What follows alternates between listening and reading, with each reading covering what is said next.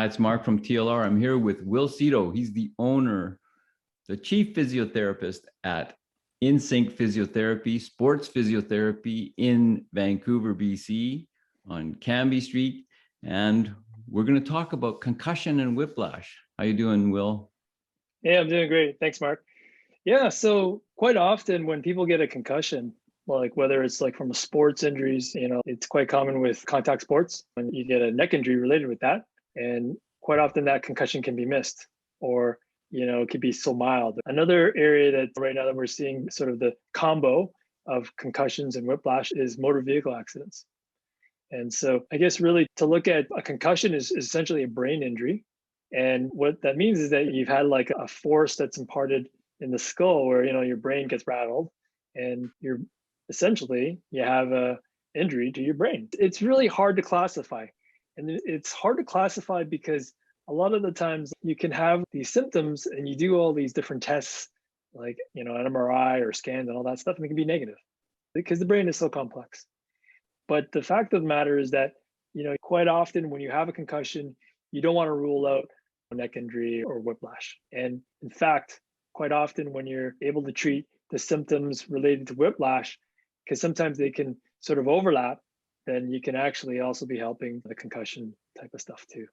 So someone comes in and they think they've had a concussion or they have some symptoms. How do you go about diagnosing it? Yeah, the biggest thing is that, when I'm working with a sports team or with athletes, and if it happens like in the moment or on the field or whatever at the time, then we run through a concussion screen test. And then there's all these things that we take them through. And then also in terms of subjectively, they tell us what's going on and we can sort of ascertain that we think that they might have sustained a concussion.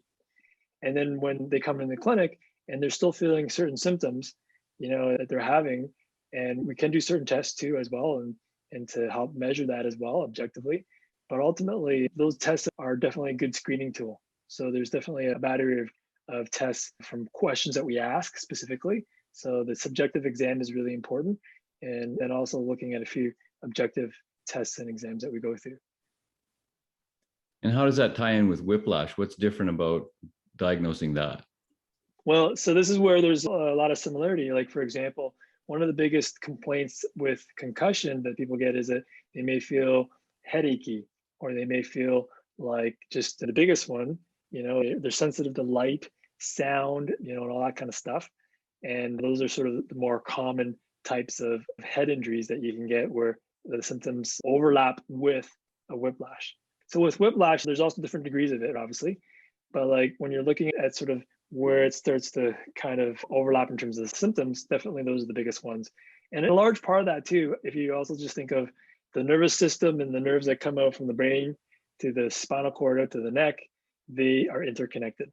And then also with the specific areas of the neck, with the muscles, and if you injure the muscles and the joints, and then you have the nerves firing around those areas, and then they go back up into the spinal cord and the brainstem, then sometimes it can be very confusing. And you're not really sure what's causing what, because like a headache could be something related to the concussion or something related to your whiplash or your sprained neck or whatever that you've had going on, because you can get like also the muscle type of what we call cervicogenic type of headache where it's coming from your neck.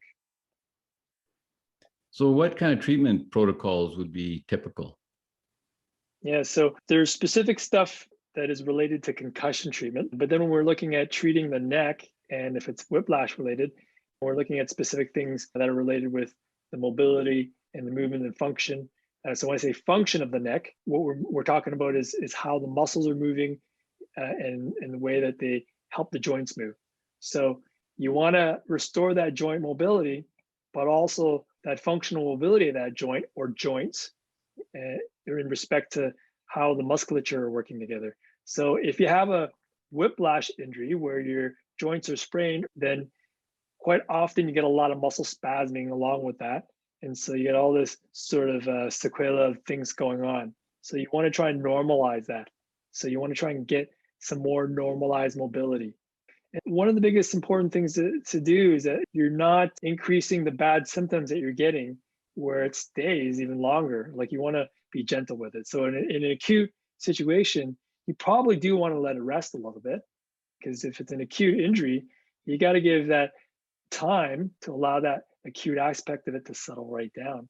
And then once that part settles down a little more, then you can start to work on the mobility. And there's actually some research to show that there is actually some good results when you activate and you start to get things mobilized and moving to the neck to get it better, faster, and also in the long term.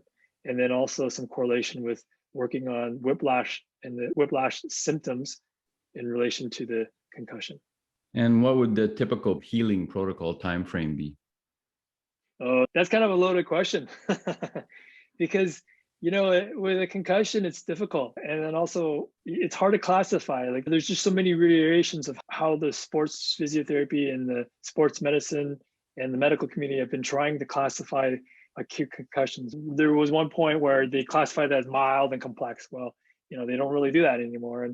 And a lot of it is based on after the fact and the symptomology and like what they're experiencing and how well they're recovering. Like, oh, okay, well, that was a complex concussion is what they classified it before when they used to use that kind of a grading system. So it's really difficult. And I think with whiplash, I think it's a little bit easier, like if it's just an isolated whiplash, but then when you have whiplash and concussion, it really depends on how they're presenting with those concussion and brain injury symptoms and dysfunctions. So it can be really debilitating where they can't even like go out in daylight and stare at a screen for more than 5 minutes kind of thing. And those are cognitive processes. Like those are a lot of things that really affect, especially present day function. Like we're on a screen, people are working on a computer a lot these days. And so that's huge. And so then when you're looking at those factors, and then also there's this sort of research done on the visual aspect and the visual cortex and how that's been affected. So it's a really difficult question to answer. And I think that what we need to do is look at some of the things that we can address, like the dysfunctions in the neck. And because there can be relationships where there's, pain and stiffness and immobility in certain parts that have a direct connection with symptoms similar to concussions. So the headaches, like I was saying, for example, and that can be sometimes mediated by working on mobility and restoring that functional mobility. So not just at the joint level, but the muscle level. And then even just doing like some specific concussion rehab stuff as well. And I think this is an area that's just so rich to really, still continue to explore on the rehab level. But I think it's been shown that it's good to work on both and make sure that you address both the whiplash and the concussion. So if you've had a concussion or you suspect you've had a concussion, or you've got some neck pain, you suspect maybe you've had a whiplash, a car accident, you've been playing soccer, you've been playing football, hockey, etc. Something happened where you bonked the old coconut. Get a hold of Wil, book online at insyncphysio.com or call the office at 604-566-9716. You have to call and book ahead. He's booked up, but he can get you feeling better fast, or any of the other physiotherapists at Insync Physio. Get in there, get after it, get feeling better as soon as possible. Thanks, Wil. Thanks, Mark.